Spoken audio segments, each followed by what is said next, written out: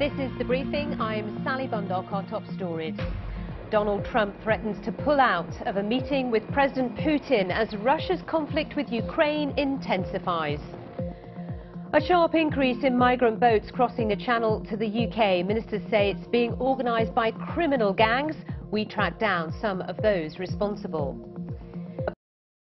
Republicans extend their majority in the Senate following a rerun election in Mississippi, dogged by racial tension. An end to concrete that cracks and crumbles. We meet the scientists who've created a material that self-repairs. And Brexit impact. The Bank of England will today lay out its assessments of how Britain leaving the EU will affect the UK economy.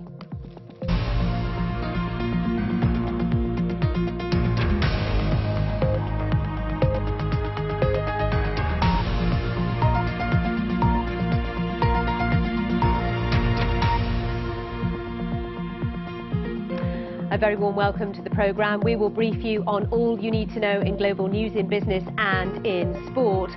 Also, we're looking at efforts to tackle climate change. The UN says they are way off track with the first rise in CO2 emissions for 4 years. So is drastic action needed? These individuals believe so. We've got two mums in Sweden who've launched a campaign urging people not to fly in 2019. Could you give up flying for a year? Do get in touch. Just use the hashtag BBC The Briefing.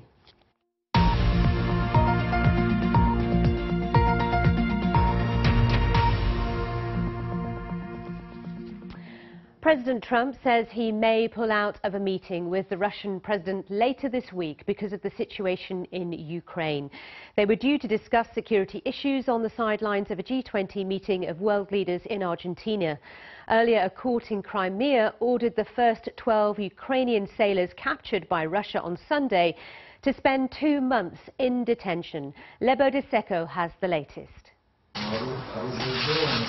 Captured at sea by Russian forces and now sentenced in a Crimean court. One of 12 Ukrainian sailors ordered to be held until January. Russia says they crossed into its waters illegally, but Ukraine insists the incident happened in areas that are free to shipping. Russia's security service has released film statements from 3 of the captured Ukrainians, which were widely shown on state TV. One said that he was aware the actions of his navy were provocative. We cannot verify the circumstances of the interviews, but Kiev says the men were forced to lie under duress. This footage, also released by Russia, apparently shows the incident which led to the crisis, the most serious escalation between the two countries in years. The Kerch Strait, where this happened, is the only way of accessing Ukraine's key ports in the Azov Sea, which both Russia and Ukraine are meant to share. But since Russia annexed Crimea 4 years ago, it's been able to block access in and out. On Monday, Ukraine imposed martial law, saying it's the victim of a deliberate act of aggression. I don't want anyone to think this is fun and games. Ukraine is under threat of full-scale war with Russia. The US is calling on European countries to fully enforce the sanctions on Russia over its annexation of Crimea. It's a dangerous escalation on the part of Russians' continued aggressive behavior against Ukraine. The United States continues to support Ukraine's territorial integrity. The Secretary is heading to NATO, as many of you know, in the coming days. I would imagine that would be a big topic of conversation. America says Russia violated international law, and President Trump now says he might cancel a meeting with President Putin at the G20 later this week. Mr. Trump says he doesn't like what is happening, but he hopes they'll be able to straighten things out soon. Lebo De Seco, BBC News. And we'll have more on that story later in our news briefing. But now let's discuss what's happening in the UK. The British government's expressed concern about a significant increase in the number of migrant boats arriving on the south coast of England. This month alone, 110 migrants have made it to Kent on the English coast. The French police say they believe the recent surge is down to tighter security at the Eurotunnel entrance and also because of Brexit, with migrants wanting to get into the UK before that happens. Our correspondent Colin Campbell has more. Rescued off the coast of Dover in an inflatable dinghy. These are migrants from northern France trying to get to Britain. In the last few months, there's been a surge in this kind of activity. A migrant camp in Dunkirk we're secretly filming using an undercover researcher. It's smugglers like this man who are at the heart of the problem, willing to risk lives for financial gain. A boat, it will cost you £3,000 to £4,000. I'm taking 3 people with me. They pay in cash. We get a boat and off we go. He says he was a fisherman in Iran and getting us across the channel would be easy. Look, I will check the weather. You have waves in the sea, ferries cross the water, and they can drag you underneath them even if you're 1 kilometer away. But I know the sea routes where you will not be disrupted by the ferries. More than 100 migrants have reached the Kent coast by boat in the last 3 weeks, but not all that depart succeed. Farhad from Afghanistan was put in a dinghy with 11 others. He was rescued at night after the engine stalled. He thought he was going to die. It was freezing a couple of days ago, and when you get wet, we were full wet. I was like that to myself. A couple of guys, they actually fainted, you know, they fainted, they were sleeping, and we're trying to wake them up. And they were. We're trying to wake them up because their hearts will stop from the cold. This migrant told me the boat he was in capsized after being battered by waves. Living in a squalid makeshift camp in Calais, they claim they fled their countries because of religious and political persecution. Their desperation to get to the UK is being fueled by fears of Brexit. How many of you think that it's going to get harder? Harder, put your hands up. You all think it's going to get harder. There is a rush. Everybody's talking about it in here in the jungle. They're like that, we need to get in quicker, you know what I'm saying, in case the security gets tied up.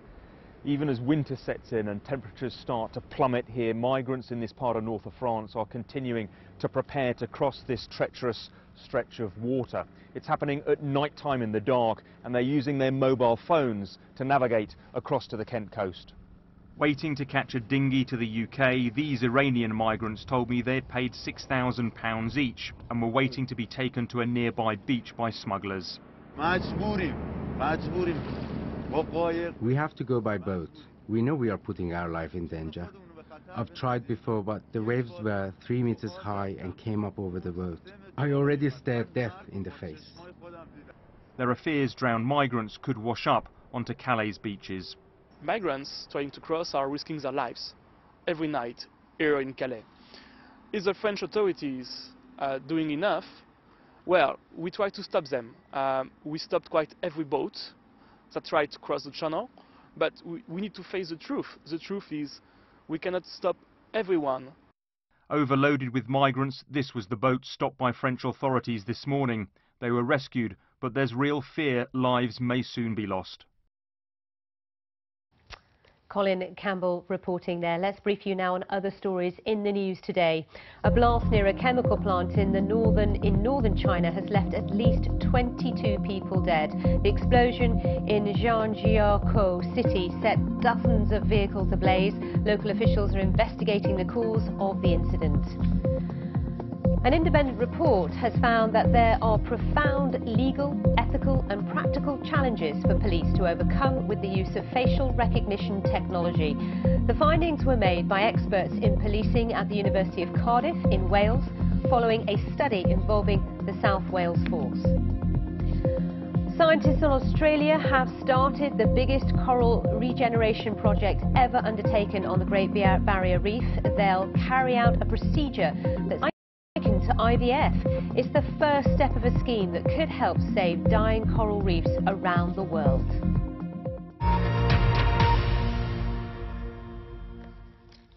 For the first time, Mississippi has chosen a woman to represent the state in the US Senate. Cindy Hyde-Smith, the Republican backed by President Trump, won an election clouded by racial tension. No candidate reached 50% in their midterm elections on the 6th of November. Our correspondent Chris Buckler has the latest from Oxford, Mississippi.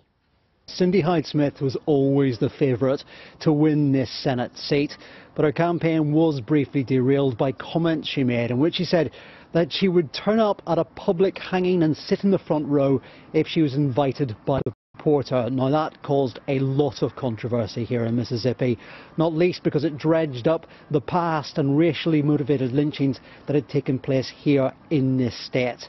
It also made it a much more competitive battle. However, she has overcome that, and she has, according to the opinion polls and according to now the results, really managed to make it a pretty decisive victory here. And that will be regarded as a win not just for her, but also for Donald Trump, who came on the eve of the election and held 2 rallies in support of Cindy Hyde-Smith. He has actually tweeted that this is a big win. And of course, it's big for him because it extends his majority inside the US Senate.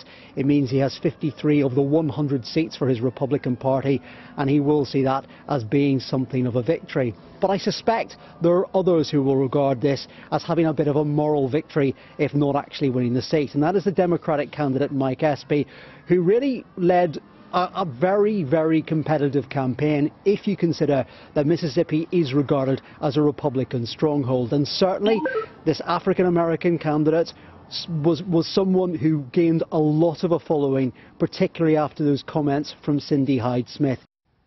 That was Chris Buckler speaking to us earlier. Now, here in the UK, we have got a lot of information coming out about how Brexit may affect the UK economy. So we've got the Treasury publishing its assessment of the various possibilities for Brexit and the impact on the economy. Officials have refused to comment on a report which says that GDP growth would be lower under Theresa May's preferred option or significantly reduced under a no-deal scenario compared with staying inside the EU. But also on top of that, we've got the Bank of England later today putting forward its analysis of how this will all affect the banking system. We've got Dr. Rebecca Harding with us today for the briefing, economist and chief executive of Coriolis, a data services provider, but also formerly chief economist at the British Bankers Association. When it comes to our banks, you know them extremely well. So talk us through all this information today, what the different Bank of England, what the Treasury is going to tell us. So the Bank of England, first of all, is launching its stress tests, and it's altered the timing of that stress test in order to be able to take account of the various things that are happening with Brexit and the meaningful votes. So the stress test is basically a health check. Can the British banking system withstand a big shock to GDP, to house prices, etc.? The reason why it's going to have particular scrutiny today is very simply because everybody is going over absolutely every single detail to see what the impact of a no deal and our current deal might be. Now, when it comes to dealing with these unexpected shocks, we've had to do this already, haven't we? Mark Carney, at the head of the Bank of England, has had to grapple with a lot of big surprise results, like the referendum result in 2016. They've had to put measures in place. They've been here before to a degree. To a degree, and Mark Carney is under a lot of pressure because obviously he was part of Project Fear in the first place. You know, he's been criticised for being too pro-European and coming out with forecasts that were too negative. But he has to be seen to be doing the right thing at this point. After the referendum vote, the economy stabilised. Actually, there wasn't the massive capital outflow that everybody was expecting.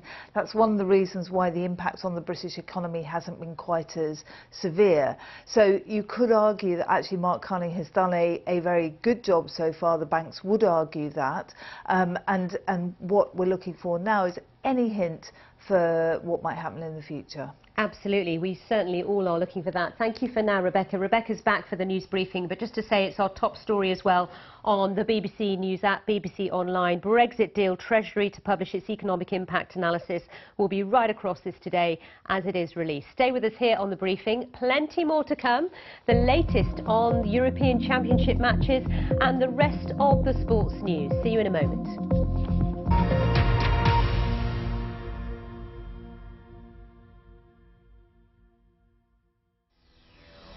President Kennedy was shot down and died almost immediately.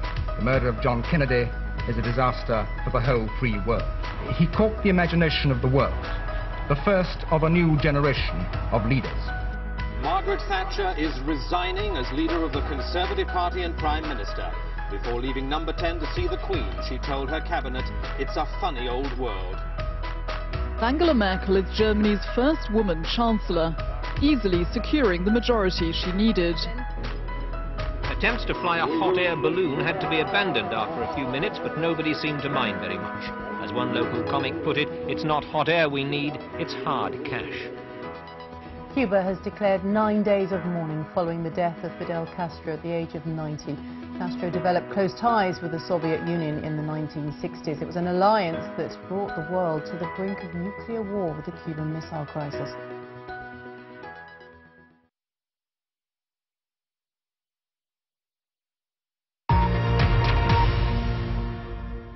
This is The Briefing, our top stories today. Donald Trump threatens to pull out of a meeting with President Putin as Russia's conflict with Ukraine intensifies. And there's been a sharp increase in migrant boats crossing the Channel to the UK. Ministers say it's being organised by criminal gangs. A preliminary report into last month's deadly Indonesian plane crash has recommended that the budget airline Lion Air improve its safety culture. All 189 people on board were killed when the plane plummeted in the sea. Let's get the very latest now from our Indonesian editor, Rebecca Henschke, who is in Jakarta and actually has just been listening to that press conference. Rebecca, tell us more about what they had to say. Well, as you said, this is an early report. It's based on the flight data recorder. The cockpit recorder hasn't been recovered. But what's been said is definitely uncomfortable, both for Boeing, the manufacturer of that almost new plane, as well as you said, for Lion Air, this budget airline. They've found that the plane had several technical problems, and those problems had happened on previous flights. But yet the budget airline decided to fly that plane again. So they said there's problems with the culture of safety in the airline, and also problems with pilot training. But also the findings heightened concern about key problems in this new model of airplane from Boeing. The head of the aviation committee here confirming what we've heard from American pilot unions, that there weren't details in their first manual, he said, about what pilots should do if they're faced with a situation that this pilot was, with problems with the altitude and airspeed reading, as well as the angle of attack sensor. This information that can be critical in preventing an aircraft from stalling, an automatic nosedive. So investigators are now going to be heading to America, to Florida, where the Boeing headquarters is, and they say they have a lot of questions also for the manufacturer, as well as a lot of questions for Lion Air about why they allowed that plane to fly. Very interesting. Rebecca, thank you. Of course, we'll keep right across how that develops. Thanks for now. Now let's bring you up to speed with all the latest sports news. It's over to the BBC Sports Centre.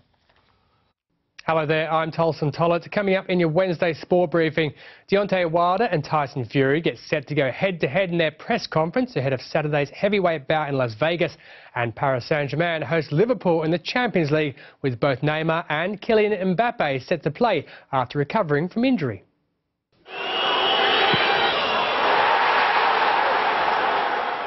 You can expect fireworks in Las Vegas later when Deontay Wilder and Tyson Fury square up in front of the world's media. Wilder says their WBC World Heavyweight fight on Saturday is the biggest bout of the year. Now, if he wins, a unification fight between him and Anthony Joshua could be next.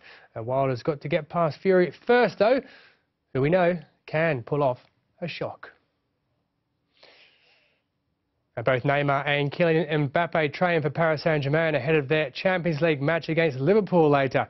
The pair were injured during the international break, playing for their respective countries. And although their club has dominated domestically this season, they've struggled in Europe. So here's the math that's involved. If Liverpool beat them and Napoli win at home against Red Star Belgrade, then PSG will be eliminated.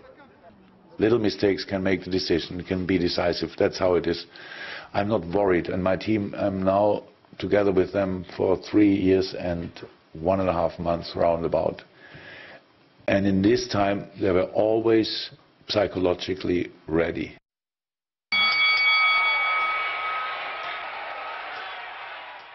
In case you missed it, holders Real Madrid have progressed to the last 16 of the Champions League after a 2-0 win away to Roma in Group B. Gareth Bale and Lucas Vazquez with the goals, while Premier League leaders Manchester City twice had to come from behind in Lyon to secure the point they needed to progress from Group F.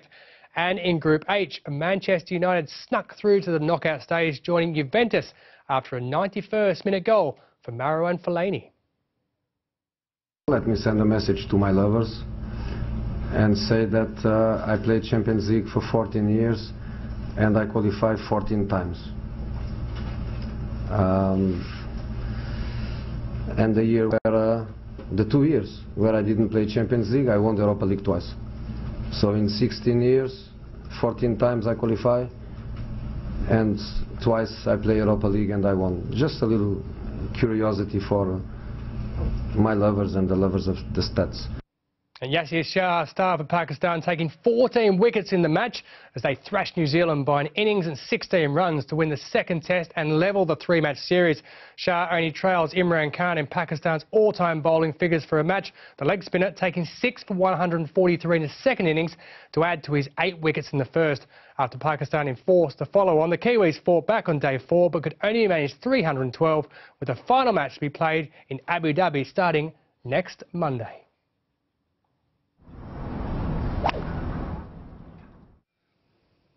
We know that Kevin Pietersen had a lot of fire in his belly as a player. He's also had some fire in his ears, as you'll see in his latest Instagram post. The former England cricketer got more than he bargained for when he went to the barbers. Brace yourself, KP. This is apparently the best way to get rid of that unsightly hair. The man with the flame seems to know what he's doing. Well, I hope so. You can get all the latest sports news at our website. That's bbc.com/sport. But for me, Tolson Toller, and the rest of the team, that is your Wednesday Sport Briefing. Gosh, that's a visit to the barber, isn't it? That takes it to a whole new level. Now, you may never have given concrete much thought, but it plays a vital part in our day-to-day lives, from the bridges we cross to the roads we drive on. But it keeps cracking, so scientists are now working on a solution, concrete that can repair itself. Here's our science correspondent, Richard Westcott. Concrete is the second most used substance on Earth, a key ingredient in road building.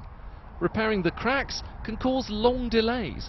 So what if you could build concrete that can fix itself? When there is a crack in concrete, this crack is going to open the matrix and then open the capsule as well. Livia's helping to design tiny capsules the size of sand grains that will sit inside the concrete. Any crack will split them open, releasing a healing agent that fixes the crack. So they come along with the tube, they are collected in this solution, and here, this white material is where you can see thousands of microcapsules being produced and collected in this solution. Under the microscope, they look like little eggs. And here's one that's opened up inside some concrete. So effectively you're trying to make like a little egg with a hard shell and an agent inside that will fix the concrete. I mean, what's the hardest bit of that? Because you're making it at such a tiny scale, aren't you? Good question. The hardest bit it's about controlling the flow rates. So I can precisely control the size of this tiny shell that I'm doing, this tiny egg that I'm doing, and also control the shell thickness. The Cambridge team is working on other self-healing systems too. So this is inside the concrete, agent always pumping through, and then the minute a crack goes through the concrete, it will find one of these plastic tubes. The tube breaks, healing agent comes out, and it just seals the crack. And then you see it's only one of them that breaks, which means you can use all the other of them for any other type of damage that happened over the life of the concrete structure. So Abir, you've dragged me here to look at a wall, haven't you? Yep. But a special wall. It is a very special wall. This is self-healing concrete. If I smash that really hard and put a crack in it, it heals itself. Yes, it will, yes, in about 2 weeks' time. It's very important because we spend a huge amount of money on maintaining our infrastructure, roads, bridges, tunnels, embankments. and it's very costly, and there's a huge amount of disruption associated with it. So these materials basically have the ability to heal their own cracks. They sense damage and they repair themselves without any need for external intervention. Just making the cement for concrete produces 8% of the world's man-made CO2. If it can heal itself, you can save money, the environment, and cut some traffic jams. Richard Westcott, BBC News, Cambridge. Well, let's stay with some ideas to help the environment. The UN is saying there's been an increase in CO2 levels for the first time in 4 years. So we've talked to 2 Swedish mums who've come up with a plan to try and help our environment. They're suggesting a fly-free 2019. You can see both of them here. So we asked you, is this possible? Is it something you would consider next year? Billy Turnbull, who watches us in Ankara, Turkey, says it's impossible in capitalist society. What planet are these clowns living on? Jessica in Tokyo says yes, she would do this if it would help climate change. Balalji in India says we need to think of lots of alternatives to try and help our planet. I'll see you soon.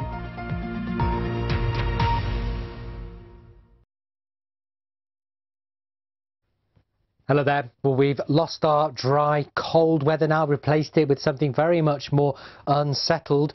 And in fact, today is looking extremely unsettled. A deep area of low pressure moving up from the southwest will bring us a spell of gales or even severe gales, but with it some very mild air being drawn up from the Azores. Now, this area of low pressure means business. It could cause some travel disruption, particularly across the north and the west. Combination of gales and heavy rain, so keep tuned to BBC Local Radio for the latest updates.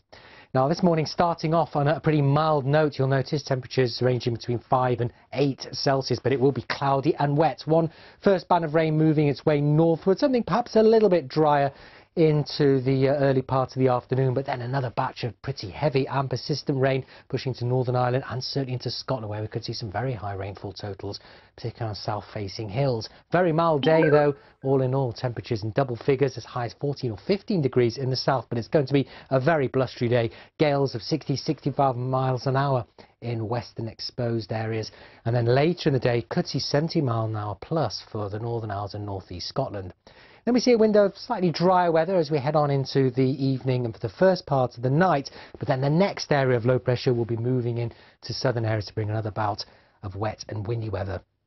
Now, it looks like this next area of low pressure could bring a potent area of very strong winds across Wales, the western side of England through Thursday morning. Band of rain, pretty heavy at that, spreading its way northwards and eastwards. And then something a bit brighter into the afternoon, but plenty of heavy and blustery showers following on across southern and western areas. Temperatures again in double figures, but maybe not quite as mild as what we'll see today. And then as we end the week, another area of low pressure will keep things very much unsettled. Again, very windy, tightly packed ice bars there, especially across the northern half of the country. So we could start off with plenty of sunshine around, particularly eastern areas.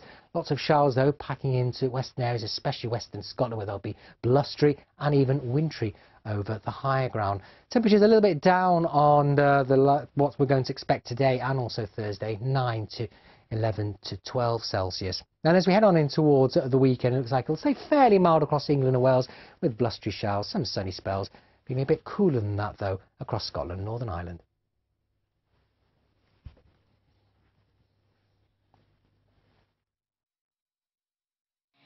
Sometimes being in the driving seat is... She stayed in school. She's a... This isn't just playing sports. This is... the simple act of standing, and you're a... You don't need superpowers to change the world. 100 Women. A season of inspiring and challenging stories across the BBC. This is weird, isn't it? No, still weird. But if there's a report about where I live or what I do... It usually sounds like this. Or it might be this. Or maybe even this. Or sometimes this.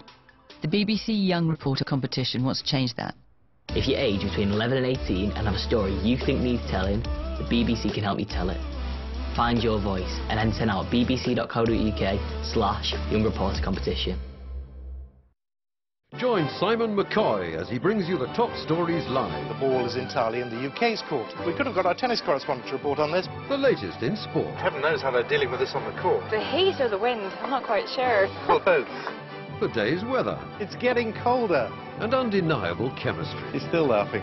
We have to talk to each other. There's only one Simon. So you're the real McCoy. Afternoon Live with Simon McCoy, weekdays at 2 p.m. on the BBC News.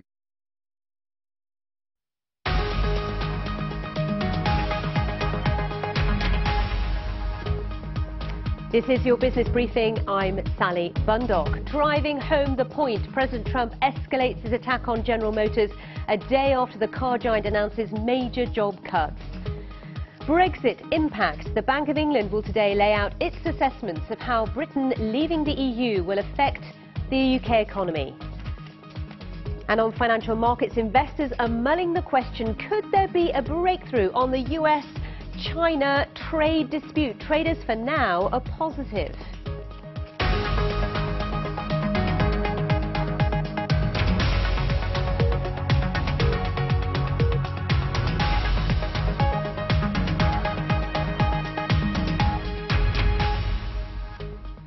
We begin with President Trump, who's escalated his attack on General Motors a day after the car giant announced a major overhaul of its business, plans to halt production at 5 factories in the US and Canada.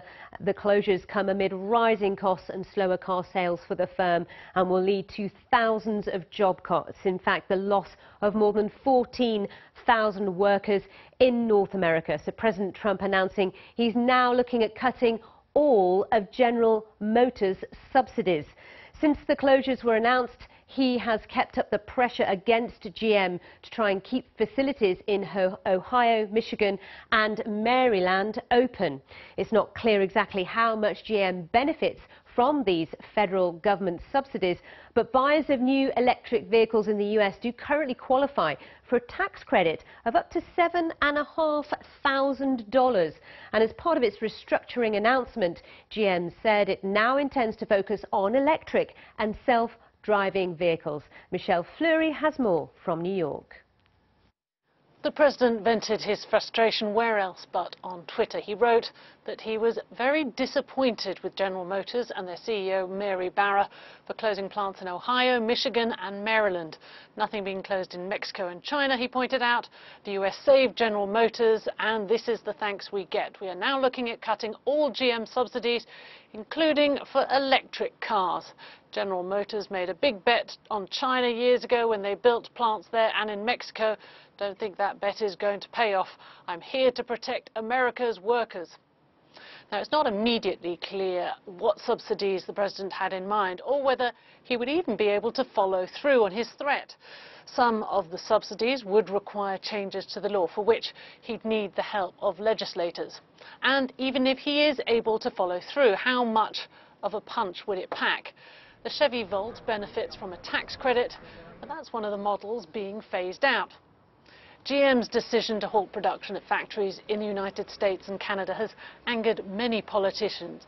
Perhaps none more, though, than Mr. Trump, who has promised to bring back American manufacturing.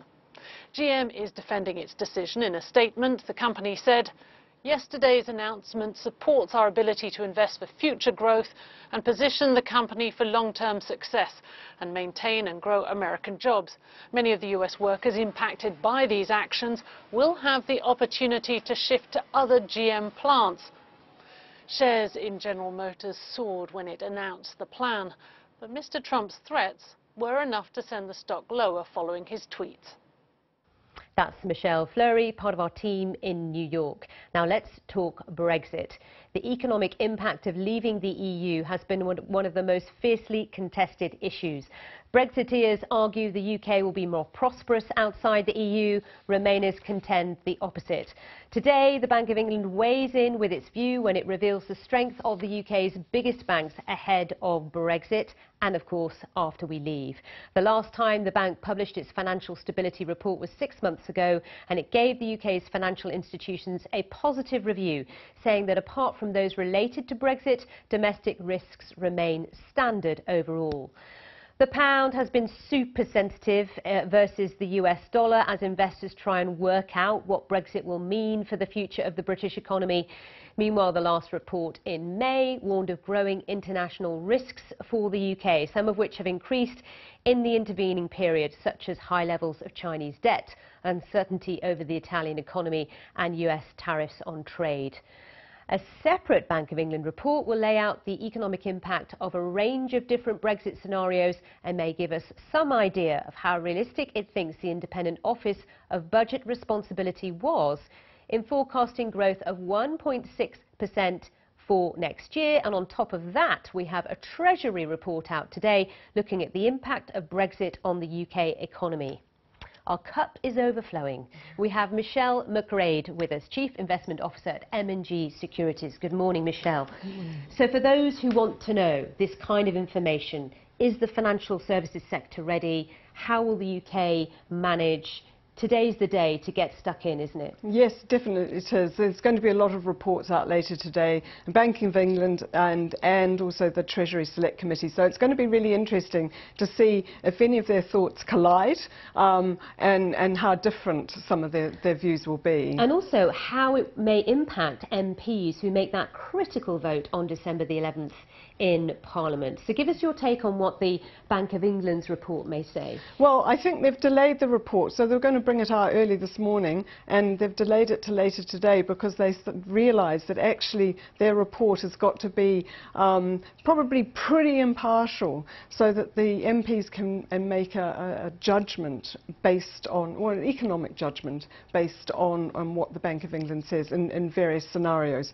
The Bank of England has focused on two areas really. One is no deal and no transition. And so they've got to, MPs have got to think very carefully about that. So that's the worst case scenario. It's absolutely the worst case scenario, the UK yes. Central Bank has to plan for. It definitely has to plan for, and they've said they've been planning for it all along since the day after the referendum. So I think the banks are probably pretty good condition. They've got to watch things like what's going to happen the day after, I suppose, and what's going to happen with sterling, what's going to happen to transactions, and make sure that these transactions will flow through. And a lot of work's already been done on that. And also as well, you know, following the 2008 financial crisis, when some of our major banks were spectacularly bailed out by the taxpayer, I mean, since then, UK banks have been undergoing regular stress tests to make sure they can withstand financial shocks. Oh, absolutely. And banks are 3 times stronger than they were in 2007. So actually, I'm not sure that the banks are the problem, or will be the problem, when with Brexit. I think there'll be other things. It'll be what happens to sterling. Maybe while everyone's thinking about Brexit, what about cyber security? You know, so these are the things that the bank's got to be thinking about, things that might happen in the background that might impact financial stability. Michelle, really interesting. Thank you so much for coming in. And Thank just you. to say, of course, as today's news unfolds, the Treasury report, the Bank of England report, will be right across all of it for you here at the BBC. There's lots of analysis and breaking news on the BBC website, and the Business Live page will update throughout the day. Now, one of the most controversial industrial projects ever built in the UK, the Thorpe Nuclear Reprocessing Plant at Sellafield in Cumbria, that's in northwest of England, is closing down after nearly a quarter of a century of operations. It's already recycled its last batch of nuclear fuel. Now, parts of the site will be used to store waste, while the rest will be decommissioned, a process expected to take decades. Theo Leggett has been finding out more. The fuel has been taken from the main pond hole, transferred into this area, and this is the area where... This is Thorpe.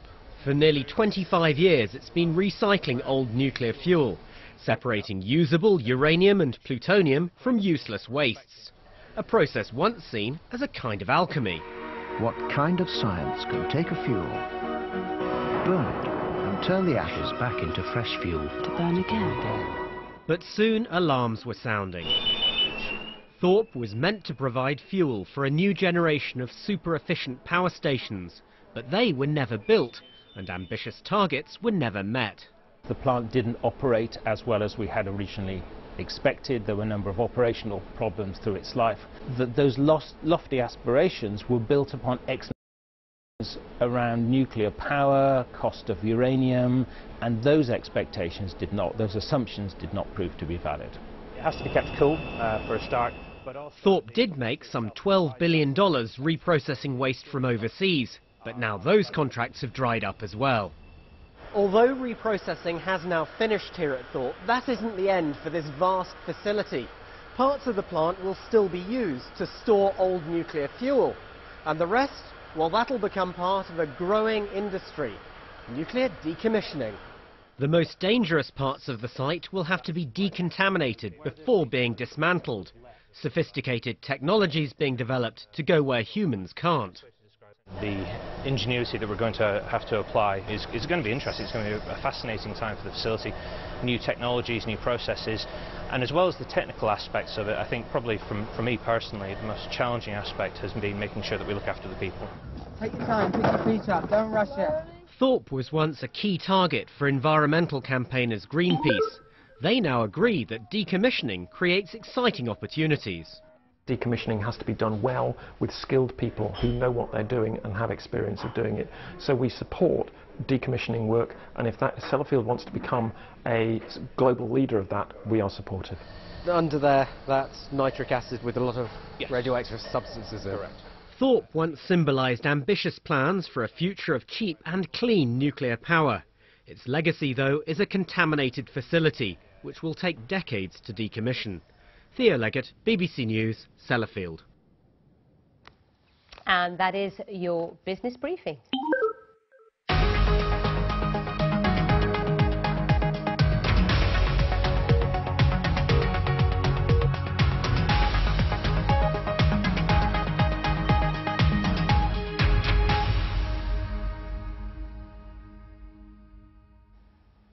Our news briefing in a moment, but first, the Royal College of Psychiatrists say many women who experienced a traumatic birth are being let down by the NHS. New